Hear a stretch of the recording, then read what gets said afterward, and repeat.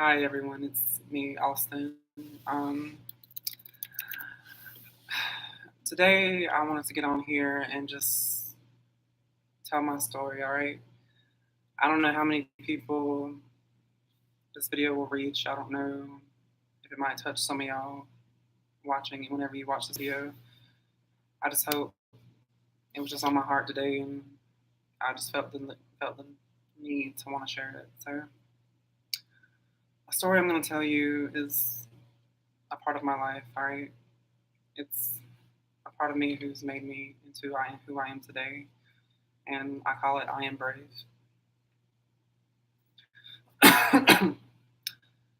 So, before I start, I want to have a little disclaimer that it is specific. It can be quite graphic, and at any time if you feel like you can't watch anymore, just click off the video, okay?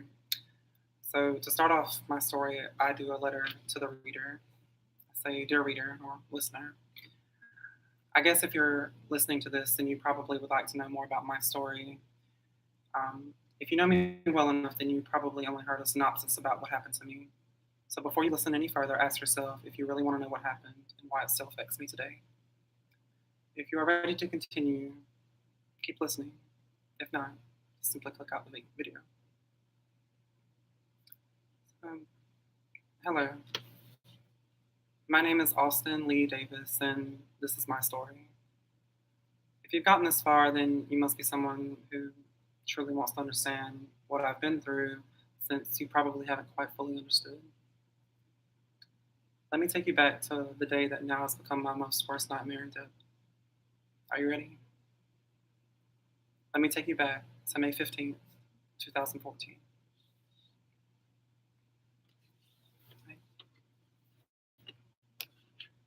Don't I look happy? Like I have everything figured out in the world?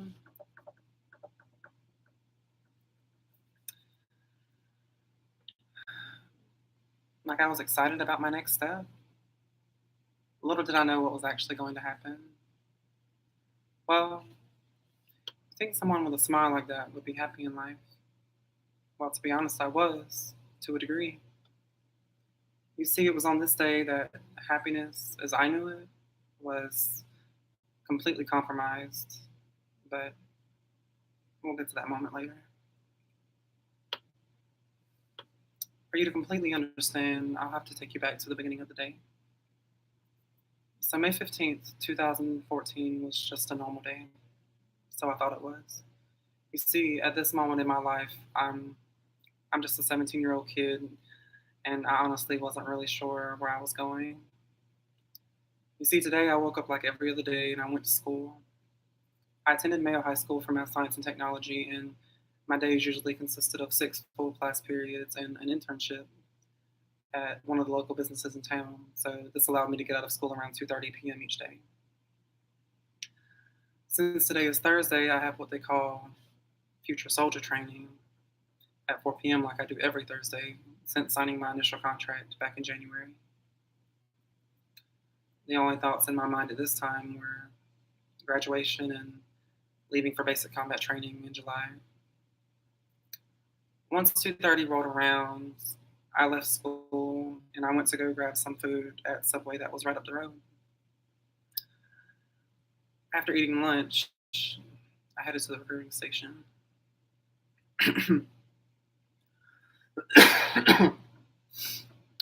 So I arrived at the recruiting station in Florence around 3:30 p.m. It was still early since we usually didn't start until 4.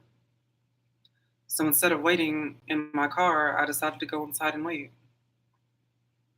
While I'm sitting inside in the waiting area, I noticed I would find myself lost in thought, wondering where my time in the Army might take me, wondering about the places I would get to see, the people I would get to meet, and if I ever got deployed one day. Shortly before 4 p.m. rolled around, I stepped outside to get some air. It was a warm, sunny day, but as I looked to my right,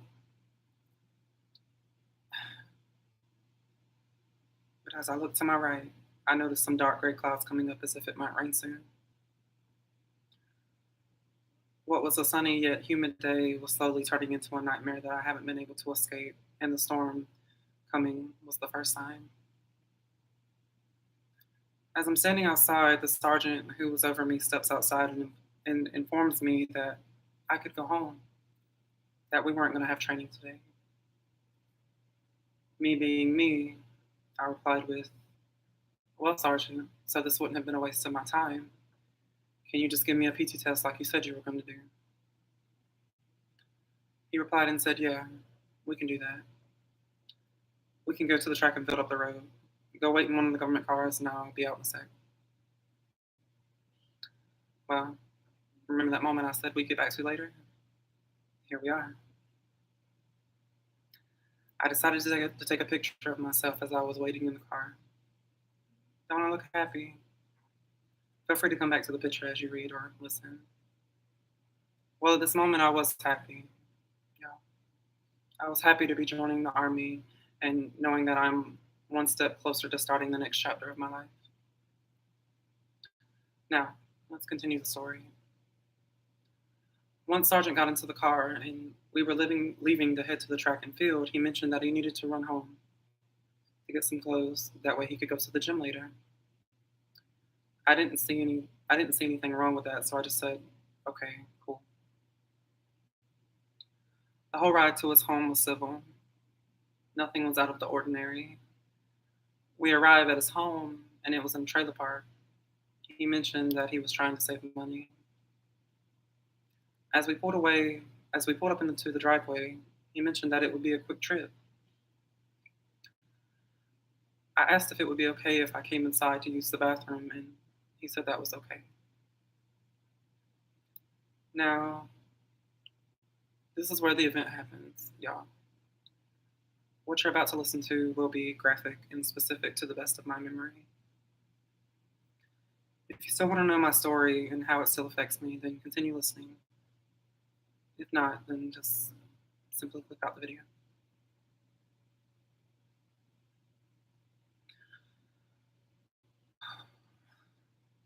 So after I used the bathroom, I walked back down the hallway to the living room and sat on the couch and waited for him to come back. He was in his bedroom getting a change of clothes. At least that was the impression I was under. Next thing I know is he's walking back and towards the living room and comes to sit on the couch beside me. We just looked at one another and that silence hit. I then said, "Are you ready to go?" He replied, "We don't have to do any training today. We can just kill time." Puzzled with confusion and not really knowing what to say, I didn't reply. As the awkward silence grew, the feeling of worry began to build inside me. He turned to me and said, "Austin, let's have some fun. Come on, let's mess around." That feeling of confusion and worry started to grow more. With a puzzled look, and the only thing I could say was, "Huh? What do you mean? What do you mean by having fun and messing around?" He then replied quickly and said, "I see the way you look at me, Austin, and I know you like what you see, so come on, let's mess around." Really not knowing what to say as the feelings of confusion continued to grow, now accompanied with shock. I could tell things were going to escalate. I said I didn't want to do anything, but he kept insisting, saying that it would be fun and that it's okay. He then got closer to me. He pulled me close and started kissing me. It was like a reflex being tested at the doctor's office as I jerked back and said, "Stop, what are you doing?" He reached for my hand and kept saying that it was okay. He said, "Austin, help me out. Come on, let's have some fun." I told him I didn't want to do anything, but he kept insisting and consistently saying that it would be okay. Sitting on the couch where he sat, still in uniform, he began to undo his belt and unbutton his pants. He reached for my hand and began and he reached for my hand and placed it on what now has become his erect penis through his underwear and had my hand running up and down. I tried to pull away, but he just pulled my hand back with a firm grip. He looks to me and says, "Do you want to suck it?" As he began to take off his pants. In shock of what was happening and the feelings of anxiety beginning to overwhelm me, I just said no. He got up from the couch and stood up in front of me, saying, "Come on, suck it," as he was whipping his penis around in my face, slapping me with it.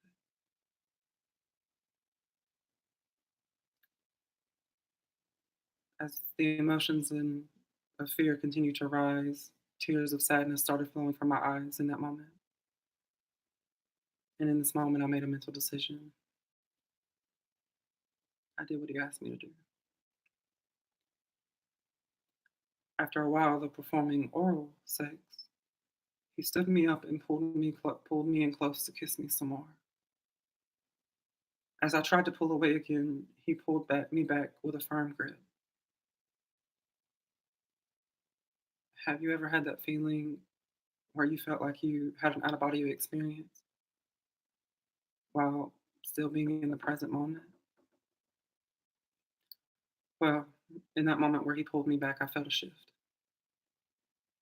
Everything happening to me was presently happening, but it was also as if I was watching it happen while it was happening.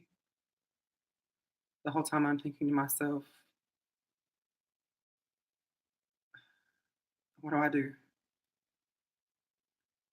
Do I try to fight? No, he's twice the size of me.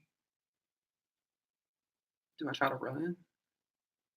No, he'll probably just catch me. Do I scream? Is there anybody out there who might hear me? Shifting back into the present moment, I noticed he had taken down my pants and had his mouth wrapped around my penis trying to get it erect. After he succeeded, he stood me back up and turned me around, placing his hands on my shoulders from behind me. The feeling of his touch sent in this electrifying pulse of fear down my spine, giving me the chills and tension all over my body. He then bent me over the couch, and with the motion of it, I just said faintly, "Please stop. Just please, please stop." All these feelings and emotions flooded my body with pain, guilt, shame, disgust, embarrassment, and the list could go on. Guess you can guess what happens next. He took his erect penis and started inserting it into the innocence of my rectum that had never been touched before, sending pulses of pain as I cried and begged him to stop. He started thrusting back and forth, and in that moment, I felt a shift where again I was watching myself as it was happening.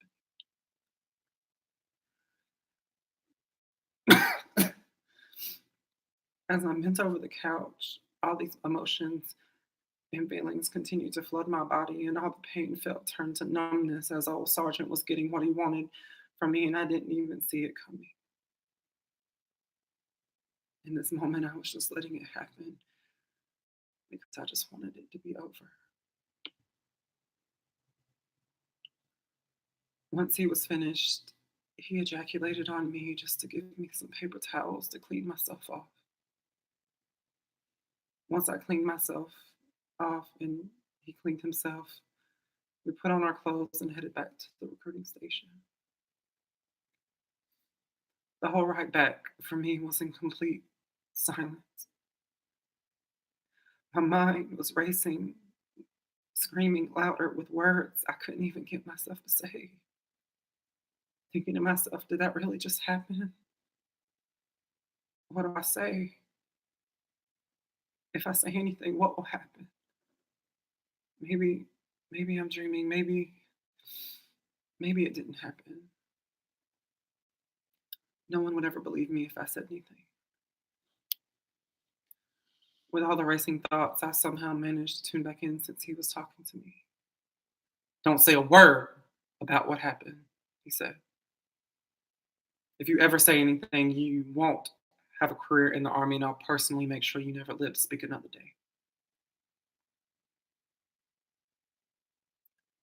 My only reply, as I stare blankly out the window with tears rolling down my face, was faintly, "Okay." I'm just thinking to myself, what else do I say?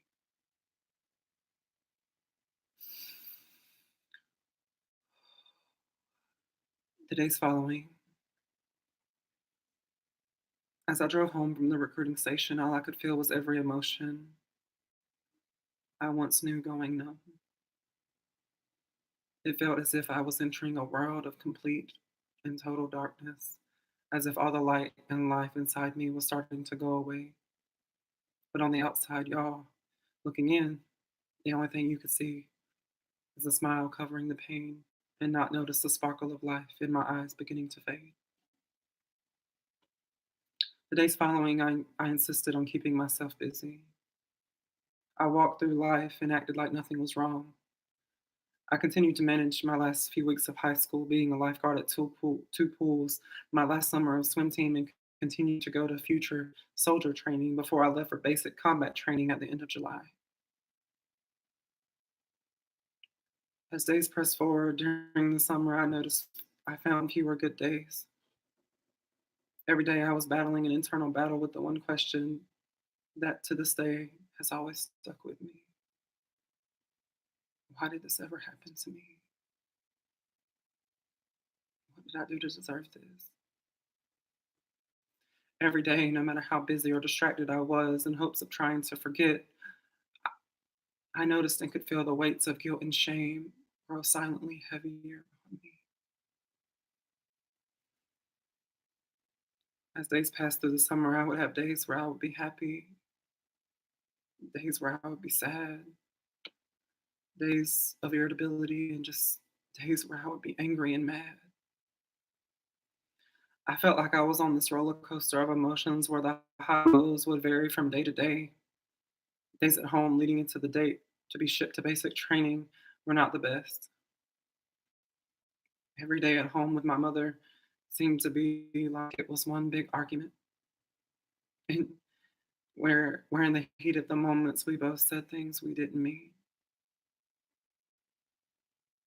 I guess the only things in my mind at that time were I was just ready to leave. July 29th, 2014. This was the day I officially started my Army career. Well, what I thought would be a career.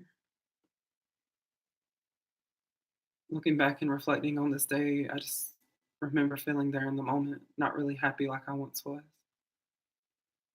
I was just more or less wondering what I got myself into, y'all.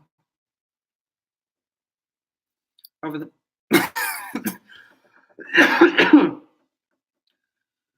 over the next 2.5 months, I attended basic combat training at Fort Sill, where continuously being on the go was an everyday given.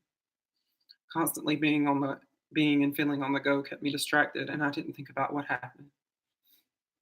It wasn't until I got to AIT that everything started to come back. The nightmares, the flashbacks, the restless days that turned into restless nights all became very more real. On October 10th, 2014, I graduated from basic training. A few days later, I left Fort Sill to attend my first advanced individual training in preventive medicine at Fort Sam Houston in Texas. Being in AIT, we were granted more downtime, and that's when everything started to come back. Due to the stress of everything I was dealing with, and silence resulted in myself failing one too many tests in my class, but I blamed it on test anxiety because I wasn't ready to come forward yet, even though while I was getting phone calls from my perpetrator, where to, even though I was getting phone calls from my perpetrator so he could make sure I continued to stay quiet, that in itself was re traumatizing. I left home in hopes that I could leave the pain and fear behind and move on. But everywhere I left, everywhere I went, my story followed me.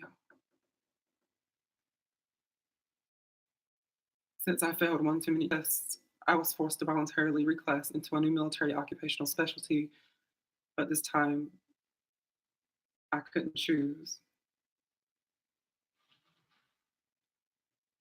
This in my next assignment where I leave Fort Sam Houston to go to Fort Lee and become a petroleum laboratory specialist.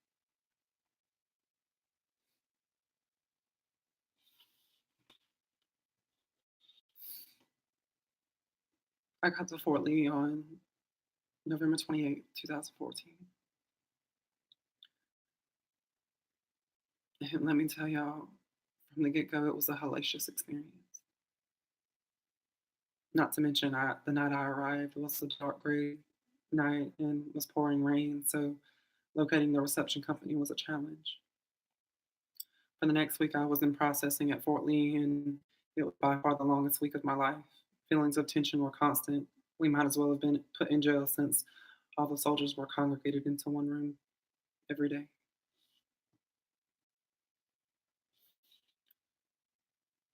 December 4th was the day I got to my company at Fort Lee. The first day of new beginnings, I thought.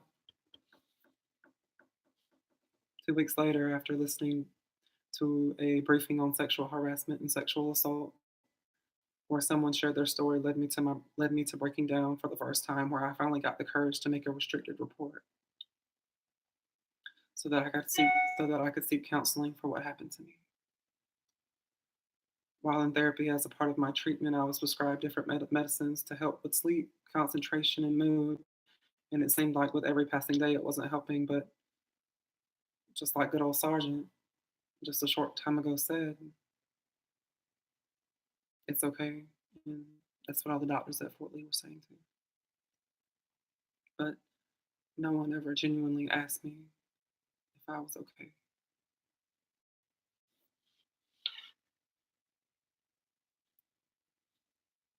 On January 11th, 2015, I returned back to my company after holiday leave, and it was a culture shock.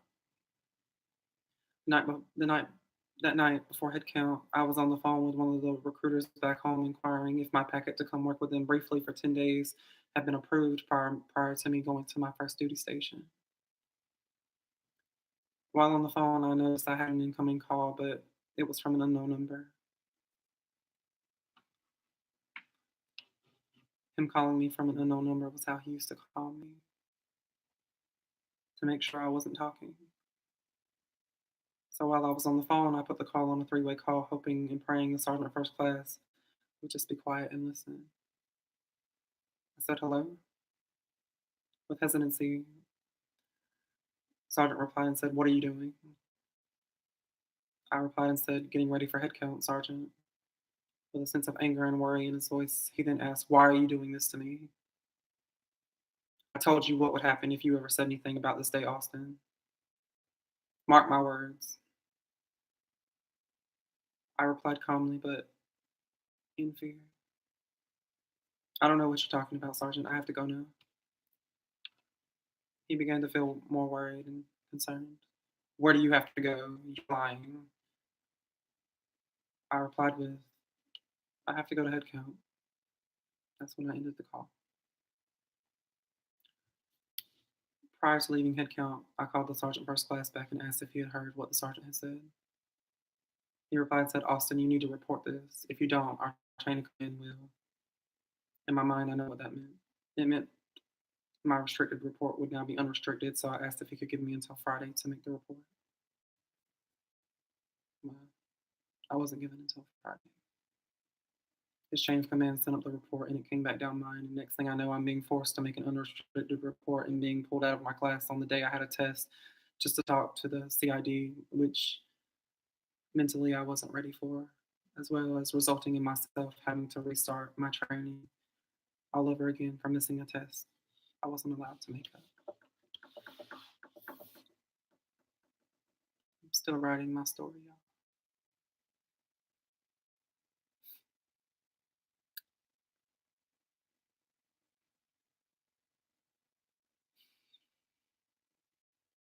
I don't know why I felt led to share this today with you guys, but I want you to know that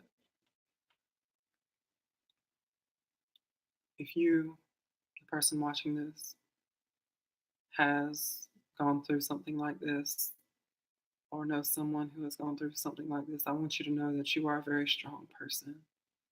If no one has told you before, I want you to know that you are a courageous person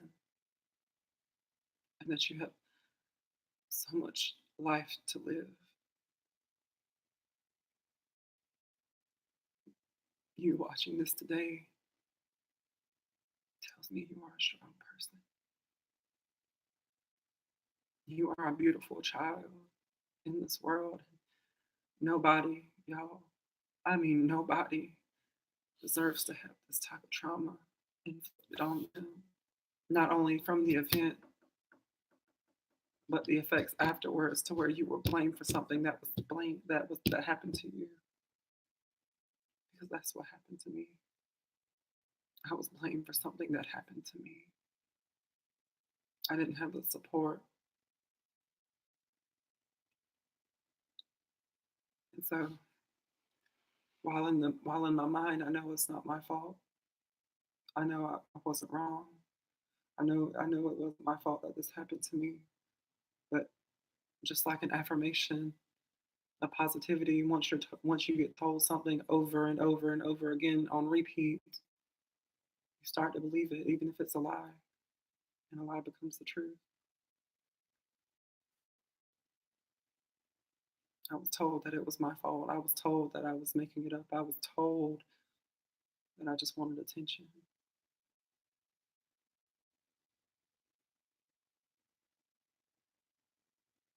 To make a longer story short,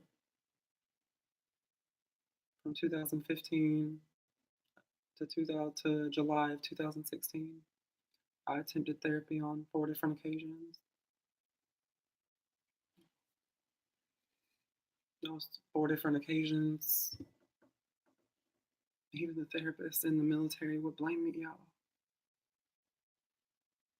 saying it can't happen to a guy.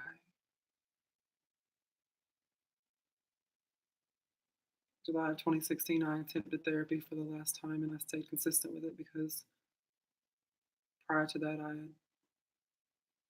had wanted to take life into my own hands and to make sure I didn't feel any pain anymore by ending it all. That's when I knew I had to stay consistent. This situation, my story, y'all, has affected my life a great deal in both family settings, work settings, friendship settings, even significant other settings.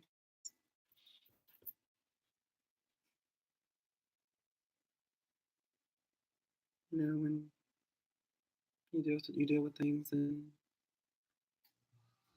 you don't have the right words to say in that moment, and people just start walking away, or either you push people away, it makes you feel worse because you don't have the words to say. And when you finally get the words to say, it's like, oh, it's too late. I lost people I never thought I would lose, y'all. Family, friends, significant others. All because I didn't know how to cope with this like I do now. All because I was emotionally unavailable then versus now.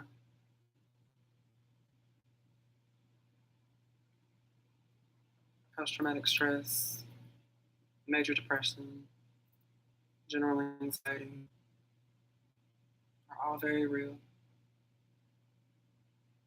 All very real. And through my trials and tribulations, I still try to look up. I still try to keep my head up. And I don't know if this video will reach anyone that I know, or if it'll reach some of the ones that I've lost in touch with. But I would like this to be my sincerest apology of saying I'm sorry. sorry for the outbursts. I'm sorry for the anger I displayed in those moments. I'm sorry for not being able to have the words to say. So I walked away. I walked away. And in result of that, I lost the people closest to me.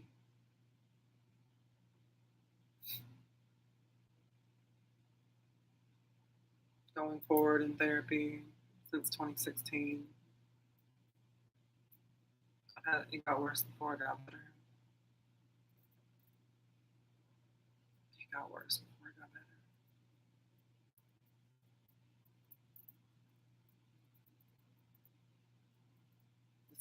My story was the reason I got out of the army. And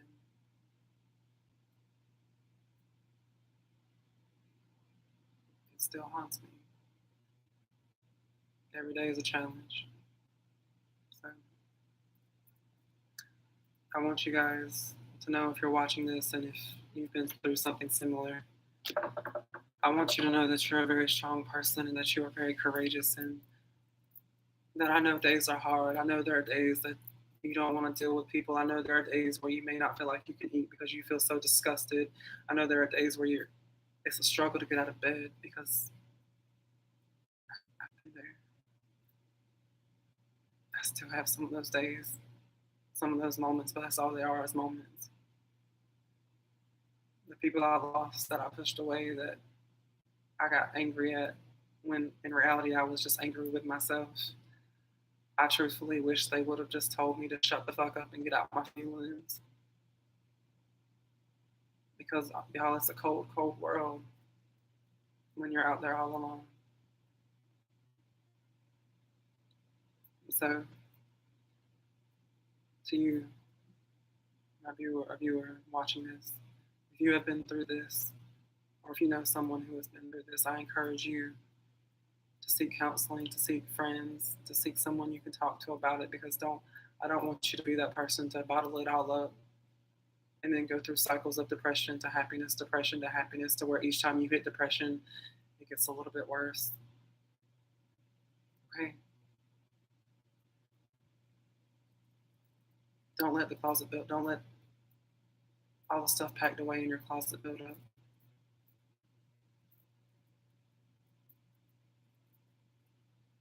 Demand the help that you deserve. All right? You know, someone who's been through it, encourage them to do the same, because they need it. Not because they want it, but because they need it. All right? Don't walk down the same dark road I did. Right? The only lesson I've learned out of all of this, y'all, is it's made me a wiser person. I had to lose people. I had to lose people to the pain of everything, just so I can humble myself today and say that I've grown. So, with that being said, everyone, I just want to say that I felt compelled today to share my story with you guys, and I hope that it can be touching to you, and I hope that you know that you're not alone. Me too. Me too, my friend. So, stay strong. Smile. Tell yourself that you're okay and that it was not your fault. Look yourself in the mirror and say, it's not my fault. And I'm okay. You may not feel okay, but just like the people around you who may have told you that it was your fault, pray for them, because they're the one that needs to be prayed for. And look at yourself, look into your eyes and say, I'm okay. It's not my fault, because it's not. All right, guys. So I hope this could be touching for y'all, and I hope that you might find some peace knowing that somebody else is right here walking with you. So, if you like my video, just hit like. If you've endured something similar and you want to talk, message me. Seek a counselor, seek friends, talk to me, send me a message. I'll be glad to listen. If you'd like to share my video, hit share. Spread awareness on sexual assault, sexual harassment, or what it should be called, rape. Thank you guys for listening to my story today, and I hope y'all have a wonderful day today. All right. Stay blessed.